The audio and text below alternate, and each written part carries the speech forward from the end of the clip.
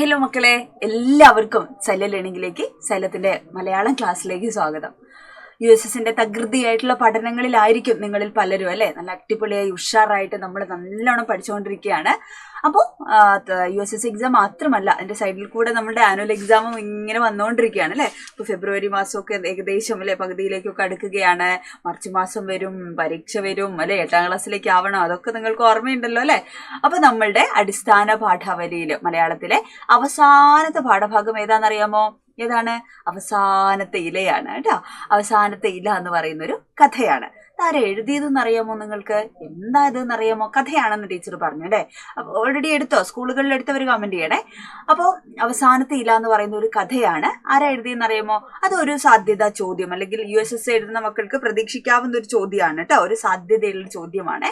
എന്താണ്? തൂലികാനാമങ്ങളൊക്കെ നിങ്ങളോട് ചോദിക്കും അല്ലെ. അപ്പൊ ഏറ്റവും കൂടുതൽ തൂലികാനാമത്തിനൊക്കെ സാധ്യതയുള്ളത് നമ്മൾ പഠിക്കുന്ന അല്ലെ, നമ്മുടെ സിലബസുമായി ബന്ധപ്പെട്ട കാര്യങ്ങൾക്കാണ്. അപ്പൊ ഓൾറെഡി ഇവിടെ എന്താണ് ഒരു തൂലികാനാമം നമുക്ക് പഠിക്കാനുള്ളത് ആരുടെയാണ്? വില്യം സിഡ്നി പോട്ടർ എന്ന് പറയുന്ന എഴുത്തുകാരനാണ്. അദ്ദേഹം ഒരു അമേരിക്കൻ സാഹിത്യകാരനാണ്. വില്യം സിഡ്നി പോട്ടർ അല്ലെ, ഇദ്ദേഹമാണ് അവസാനത്തെ ഇല അല്ലെങ്കിൽ ദ ലാസ്റ്റ് ലീഫ് എന്ന് പറയുന്ന കഥ എഴുതിയിട്ടുള്ളത് കേട്ടോ. അപ്പൊ അദ്ദേഹത്തിന്റെ തൂലികാനാമമാണ്, എഴുത്തിന് വേണ്ടി ഉപയോഗിക്കുന്ന പേരാണ് ഏതെന്ന് പറയുന്നത്? O. ഹെൻറി. എന്താണ്? വില്യം സിഡ്നി പോട്ടറുടെ തൂലികാനാമമാണ് O. ഹെൻറി എന്ന് പറയുന്നത് കേട്ടോ. അതൊരു ചോദ്യമായിട്ട് എന്ത് ചെയ്യുക? ഓർത്തു വെച്ചോളൂ കേട്ടോ. USS എഴുതുന്ന ആളുകൾക്ക് ഉപകാരപ്പെടും, അതൊന്ന് ഓർത്തു വെക്കുക. 1862 സെപ്റ്റംബർ 11 എന്ത് ചെയ്തത്? അദ്ദേഹം USS എഴുതുന്ന ആളുകൾക്ക് മാത്രമല്ല കേട്ടോ. essay ഒക്കെ എഴുതുന്ന സമയത്ത്, ഷോർട്ട് essay ഒക്കെ ചോദിക്കുന്ന സമയത്ത് നമുക്ക് എഴുതാം അല്ലെ. നമുക്കൊരു എക്സ്ട്രാ അറിവാണ് അല്ലെ. വില്യം സിഡ്നി പോട്ടറുടെ തൂലികാനാമമാണ് O. ഹെൻറി എന്ന് പറയുന്നതൊക്കെ നമുക്ക് എഴുതാം. ഓക്കെ. 1862 അദ്ദേഹം ജനിച്ചിട്ടുള്ളത്. 910 അദ്ദേഹത്തിന്റെ മരണം. അപ്പോൾ വളരെ ചെറിയ പ്രായത്തിൽ മുതൽ എന്താണ് വായിക്കുന്ന വലിയ കൃതികളൊക്കെ, ക്ലാസിക്കുകളൊക്കെ വായിച്ചിട്ടുള്ള ഒരാളാണ് ആര്? നമ്മളുടെ O. ഹെൻറി എന്ന് പറയുന്നത്. അപ്പൊ അദ്ദേഹത്തിന്റെ ചെറുപ്പത്തിൽ 3-ാമത്തെ വയസ്സിൽ അദ്ദേഹത്തിന് അമ്മയെ നഷ്ടപ്പെട്ടിട്ടുണ്ട്. ഒരു വൈദ്യനായിരുന്നു അദ്ദേഹത്തിന്റെ അച്ഛൻ എന്ന് പറയുന്നത്. വിദ്യാഭ്യാസത്തിനൊക്കെ ശേഷം എന്താണ് അദ്ദേഹം എഴുത്തിലേക്ക് അല്ലെ, സാഹിത്യരചനയെ കുറച്ചുകൂടെ സീരിയസ് ആയിട്ട് കാണുകയും ഒരുപാട് കൃതികൾ എഴുതുകയൊക്കെ ചെയ്യേണ്ടായി. അദ്ദേഹത്തിന്റെ ആദ്യകാല രചനകൾ അറിയപ്പെടുന്നത് ക്യാബേജസ് ആൻഡ് കിങ്സ് എന്ന് പറയുന്ന പേരിലാണ് കേട്ടോ. ക്യാബേജസ് ആൻഡ് കിങ്സ് എന്ന പേരിലാണ് അദ്ദേഹത്തിന്റെ ആദ്യകാല കൃതികളൊക്കെ. ചെറുകഥകളാണ്, പക്ഷെ ഒരു എന്താണ് ഒരു നമ്മുടെ നോവലിനോട് സാദൃശ്യം തോന്നുന്ന അല്ലെങ്കിൽ അതിനോട് അടുത്ത് നിൽക്കുന്ന രീതിയിലുള്ള കൃതികളായിരുന്നു ആദ്യകാലത്ത് എഴുതിയത്. ലാസ്റ്റ് ലീഫ് ആയിക്കോട്ടെ, ആഫ്റ്റർ 20 years എന്ന് പറയുന്ന കൃതി ആവട്ടെ, ഇതൊക്കെ അദ്ദേഹത്തിന്റെ പ്രധാനപ്പെട്ട കൃതികളാണ് കേട്ടോ. അപ്പൊ ഒരുപാട് കഥകൾ അല്ലെ, കഥകളിലായിരുന്നു അദ്ദേഹം എന്ത് ചെയ്തത്? കൂടുതലും അദ്ദേഹത്തിന്റെ രചനകൾ ഉണ്ടായിട്ടുള്ളത്. അപ്പൊ അദ്ദേഹത്തിന്റെ വളരെ പ്രധാനപ്പെട്ട ഒരു കഥയാണ് ദ ലാസ്റ്റ് ലീഫ് അല്ലെങ്കിൽ അവസാനത്തെ ഇല. അത് മലയാളത്തിലേക്ക് വിവർത്തനം ചെയ്തതാണ് കേട്ടോ, ട്രാൻസ്ലേറ്റ് ചെയ്യപ്പെട്ടതാണ് ദ ലാസ്റ്റ് ലീഫ് എന്ന് പറയുന്ന കൃതി. ഓക്കെ. അപ്പൊ ആരെ കുറിച്ചാണ് ഈ കഥയിൽ പറയുന്നതെന്ന് അറിയാമോ? എന്താ ഈ കഥയിൽ പറയുന്നതെന്ന് അറിയാമോ?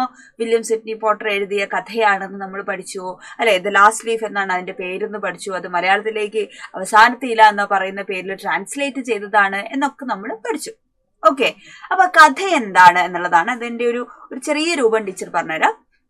ന്യൂമോണിയ എന്ന് പറയുന്ന ഒരു അസുഖമുണ്ട് അല്ലെ. അപ്പൊ ആദ്യകാലത്തൊക്കെ കുട്ടികളെയൊക്കെ ഭീകരമായിട്ട് അല്ലെ പിടികൂടുകയും ഒരുപാട് ആളുകൾ മരണപ്പെടുകയും ഒക്കെ ചെയ്തിട്ടുള്ള ഒരു വല്ലാത്തൊരു അസുഖമാണ് ന്യൂമോണിയ എന്ന് പറയുന്നത് കേട്ടോ. അപ്പൊ ന്യൂമോണിയ ബാധിച്ച് മരണത്തോട് അടുത്ത് കിടക്കുന്ന അല്ലെങ്കിൽ അടുത്ത് നിൽക്കുന്ന ഒരു കഥാപാത്രമാണ് ജോൺസി കേട്ടോ. ആരാണ്? ജോൺസി എന്ന് പറയുന്ന നായിക. അപ്പൊ ജോൺസിയാണ് നമ്മളുടെ കഥയിലെ പ്രധാനപ്പെട്ട കഥാപാത്രങ്ങളിൽ ഒന്നെന്ന് പറയുന്നത്. അപ്പൊ ആ കഥാപാത്രത്തിന്റെ പ്രത്യേകത എങ്ങനെയാണ്? ന്യൂമോണിയ അസുഖം ബാധിച്ച് അല്ലെ, ഏത് നിമിഷവും ഞാൻ മരിച്ചു പോകും അല്ലെ, മരണം ഇങ്ങനെ തൊട്ടടുത്തെത്തി ഇങ്ങനെ വന്നു നിൽക്കുകയാണെന്നൊക്കെ പറയുന്ന ഒരു അവസ്ഥയിലൂടെയാണ് ആര് കടന്നു പോകുന്നത്? ജോൺസി എന്ന കഥാപാത്രം ഇങ്ങനെ കടന്നു പോകുന്നു കേട്ടോ. അവളുടെ സ്നേഹിതയാണ് ആര്? സ്യൂ എന്ന് പറയുന്ന കഥാപാത്രം. ജോൺസിയുടെ സുഹൃത്താണ് ആര്? സ്യൂ. അപ്പൊ ഇവർ രണ്ടുപേരും ഒന്നിച്ചാണ് താമസിക്കുന്നത്. രണ്ടുപേരും അല്ലെ, ഈ ചിത്രമൊക്കെ കണ്ടപ്പോ നിങ്ങൾക്ക് എന്താ തോന്നിയത്? അവരുടെ ജോലി എന്താണ് അല്ലെ, അവരെന്ത് ഇഷ്ടപ്പെടുന്ന ആളുകളാണ്? എന്താ തോന്നണേ ഇത് കണ്ടിട്ട് അല്ലെ? പെയിന്റേഴ്സ് ആണ് അല്ലെ, ചിത്രം വരയ്ക്കുന്ന ആളുകളാണ്. അപ്പൊ രണ്ടുപേരും ചിത്രകാരികളാണ് കേട്ടോ. രണ്ടുപേരും ഭയങ്കര ആത്മാർത്ഥമായിട്ടുള്ള സുഹൃത്തുക്കളാണ്. നിങ്ങൾക്ക് അങ്ങനത്തെ സുഹൃത്തുക്കൾ ഉണ്ടാവില്ലേ? നിങ്ങളുടെ ബെസ്റ്റ് ഫ്രണ്ട്സ് ഒക്കെ ഉണ്ടാവില്ലേ? അപ്പൊ അവർക്ക് ടാഗ് ചെയ്യണം കേട്ടോ. അപ്പൊ ഇവർ രണ്ടുപേരും നല്ല സുഹൃത്തുക്കളാണ്, നല്ല കൂട്ടുകാരികളാണ്. അവർ രണ്ടുപേരും എന്തായിരുന്നു? ചിത്രകാരികളാണ്. അവരൊന്നിച്ചാണ് താമസിക്കുന്നത്. ഓക്കെ. അപ്പൊ അവർ താമസിക്കുന്നതിന്റെ സമീപത്ത് ബർമാൻ എന്ന് പറയുന്നൊരു വൃദ്ധനായിട്ടുള്ള ചിത്രകാരനുമുണ്ട് കേട്ടോ. ആരാണ്? 60 വയസ്സോളം അദ്ദേഹത്തിന് പ്രായമുണ്ട്. അദ്ദേഹത്തിന്റെ പേരെന്താണ്? ബർമാൻ എന്നാണ് കേട്ടോ. ബർമാൻ വളരെ പ്രധാനപ്പെട്ട ഒരു കഥാപാത്രമാണ്. നമുക്ക് ഈ കഥയിൽ നിന്ന് പരീക്ഷയ്ക്ക് അധികം ചോദിക്കാൻ സാധ്യതയുള്ള ഒരു ചോദ്യം എന്താണ്? ചോദ്യങ്ങളിൽ ഒന്ന് എന്താണ്? കഥാപാത്ര നിരൂപണമാണ്. ചിലപ്പോൾ സ്യൂവിനെ കുറിച്ചായിരിക്കാം, ജോൺസിയെ കുറിച്ചായിരിക്കാം. മിക്കവാറും ചോദിക്കാൻ പോകുന്ന ആരെ കുറിച്ചാണ്? ബർമാനെ കുറിച്ചാണ് കേട്ടോ. ഏറ്റവും കൂടുതൽ സാധ്യതയുള്ള ഒരു ചോദ്യമാണ് കേട്ടോ ബർമാൻ, കഥാപാത്ര നിരൂപണം. അതൊക്കെ നമുക്ക് പഠിക്കണം. അപ്പൊ ബർമാൻ എന്താണ്? സ്യൂവും ജോൺസിയും താമസിക്കുന്നതിന്റെ അടുത്താണ് ബർമാൻ താമസിക്കുന്നത്. അദ്ദേഹം 60 വയസ്സൊക്കെ കഴിഞ്ഞിട്ടുള്ള ഒരു വൃദ്ധനായിട്ടുള്ള ആളാണ് ബർമാൻ എന്ന് പറയുന്നത്. അപ്പൊ അദ്ദേഹവും എന്താണ്? ഒരു ചിത്രകാരനാണ് കേട്ടോ. പക്ഷെ അദ്ദേഹം ചിത്രങ്ങളൊന്നും വരയ്ക്കില്ല. ചിത്രകാരനാണെന്നുള്ള പേര് മാത്രമേ ഉള്ളൂ. അദ്ദേഹം ഇങ്ങനെ കാത്തിരിക്കുകയാണ്, ഒരു മാസ്റ്റർ പീസ് ചിത്രം വരയ്ക്കുന്നതും കാത്ത് എപ്പോൾ വരയ്ക്കും അതിനുള്ള സിറ്റുവേഷനും കാത്ത് അദ്ദേഹം കാത്തിരിക്കുകയാണ്. പക്ഷെ അദ്ദേഹത്തിന് മോഡലുകളാക്കാൻ വേണ്ടിയിട്ടുള്ള പൈസയൊന്നും കൊടുക്കാൻ ആളുകളൊന്നും ഇല്ലാത്തതുകൊണ്ട് അദ്ദേഹം തന്നെ എന്താവുകയാണ്? മോഡലായിട്ടൊക്കെ പോവാണ് കേട്ടോ. മറ്റുള്ള ആളുകൾക്ക് വരയ്ക്കാൻ വേണ്ടിയിട്ടുള്ള മോഡലായിട്ട് പോവുകയും അങ്ങനെയൊക്കെയാണ് അദ്ദേഹം ജീവിതം കഴിച്ചുകൊണ്ടിരുന്നത്. അപ്പൊ ഈ 2 പെൺകുട്ടികൾക്ക്, സ്യൂവിനും ജോൺസിക്കും, എങ്ങനെയാണ് ബർമാൻ? ഒരു അച്ഛനെ പോലെയാണ് കേട്ടോ. ഭയങ്കര സ്നേഹമാണ് സ്യൂവിനോടും ജോൺസിയോടും ഈ വൃദ്ധനായിട്ടുള്ള ബർമാൻ കേട്ടോ. ഭയങ്കര ഒരു അച്ഛൻ എന്ന പോലെ ഭയങ്കര സ്നേഹമായിരുന്നു. അങ്ങനെ എന്ത് ചെയ്യാണ്? ജോൺസിക്ക് നമ്മൾ പറഞ്ഞു എന്ത് അസുഖമാണ്? ന്യൂമോണിയ ബാധിച്ച് കിടക്കുകയാണ്. അപ്പൊ ഏത് നിമിഷവും ജോൺസി എന്ത് ചെയ്യും? മരിച്ചു പോകുമെന്ന് ജോൺസിയുടെ ഡോക്ടർ എന്ത് ചെയ്യാണ്? അവളുടെ ഗുരുതരാവസ്ഥയെ കുറിച്ച് കൂട്ടുകാരിയെ അറിയിക്കുകയാണ് അപ്പൊ ജോൺസി ആണെങ്കിൽ എന്താണ്? ഭയങ്കര വിഷാദ രോഗിയാണ്. എപ്പോഴും ഇങ്ങനെ സങ്കടപ്പെട്ട് ഡിപ്രഷനിലിരിക്കുന്ന ഒരു കഥാപാത്രമാണ്. ജീവിതത്തെക്കുറിച്ച് ഒന്നും പോസിറ്റീവായിട്ട് ചിന്തിക്കാത്ത ഒരു അതിനിടയിലാണെങ്കിൽ ജനലിൽ കൂടെ നോക്കുമ്പോൾ എന്ത് ചെയ്യുന്നു? ഒരു വള്ളിച്ചെടി ഇങ്ങനെ ഒരു മതിലിന്റെ മുകളിൽ കൂടെ പടർന്നു പോകുന്നതും കൂടെ നമ്മുടെ ജോൺസി കാണുകയാണ്. അതിന്റെ മുകളിൽ ജോൺസി നോക്കുമ്പോൾ 100ഓളം ഇലകൾ ഉണ്ടായിരുന്നേ. പിന്നെ നോക്കുന്ന സമയത്ത് ആ ഇലകളൊക്കെ കൊഴിഞ്ഞു വരികയാണ്. അങ്ങനെ അവസാനം കുറച്ച് ഇലകൾ മാത്രമായി. പിന്നും അവസാനം ഒരു ഇല മാത്രമായിട്ട് അവസാനിക്കുകയാണ്. അപ്പൊ ജോൺസിയും വിചാരിച്ചു എന്ത്? ജോൺസിക്കും വയ്യായികളൊക്കെ കൂടി വരികയാണ്. അപ്പൊ ജോൺസി വിചാരിച്ചു എന്ത്? ഈ അവസാനത്തെ ഇല വീഴുമ്പോൾ ഞാനും മരിക്കും അതിന്റെ കൂടെ അപ്പൊ അങ്ങനെ ഒരു അന്ധമായ വിശ്വാസം ആരുടെ ഉള്ളിൽ കയറുകയാണ്? ജോൺസിയുടെ ഉള്ളിൽ കയറാണ് അപ്പൊ ജീവിതത്തോട് അവൾക്ക് താല്പര്യമൊക്കെ കുറഞ്ഞു വന്നു. അവൾ മരണത്തെ ഇങ്ങനെ പ്രതീക്ഷിച്ച് കിടക്കുകയാണ്. അപ്പോഴാണ് സ്യൂ എന്ത് ചെയ്യുന്നത്? ഈ കാര്യം ബർമാനോട് പറയുന്നത് കേട്ടോ. അങ്ങനെ ബർമാൻ കാറ്റും മഴയും ഒക്കെയുള്ള തണുപ്പുള്ള ഒരു രാത്രിയിൽ എന്ത് ചെയ്യാണ്? ഈ ഇല പൊഴിഞ്ഞു പോകുന്നത് കാണുകയാണ് കേട്ടോ. അപ്പൊ ബർമാൻ എന്ത് ചെയ്യുന്നു?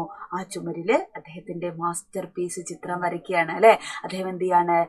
ജോൺസി കണ്ടതുപോലെ ഒരു ചിത്രം എന്ത് ചെയ്യുന്നു? ചുമരില് വരച്ചു വെക്കുകയാണ് ആ മതിലില് അപ്പൊ പിറ്റേന്ന് രാവിലെ ജോൺസി എണീച്ച സമയത്ത് അതാ തന്റെ ഇല കൂടുതൽ കരുത്തോടു കൂടെ ഉഷാറായിട്ട് നിൽക്കുന്ന കാണാണ്. ചിത്രം ഏതാണ്, റിയൽ ഏതാണെന്ന് തിരിച്ചറിയാൻ പറ്റാത്ത അത്രയും മനോഹരമായ രീതിയിൽ എന്ത് ചെയ്തിരിക്കണോ? ബർമാൻ ആ ചിത്രത്തെ ഇങ്ങനെ മതിൽ വരച്ചു ചേർത്തിരിക്കുകയാണ് കേട്ടോ. അപ്പൊ അങ്ങനെ ജോൺസി പതുക്കെ എന്ത് ചെയ്യാണ്? ജീവിതത്തിലേക്ക് തിരിച്ചു വരികയാണ്. പക്ഷെ ബർമാന് ന്യൂമോണിയ ബാധിച്ചിട്ടും അദ്ദേഹം എന്ത് ചെയ്തു?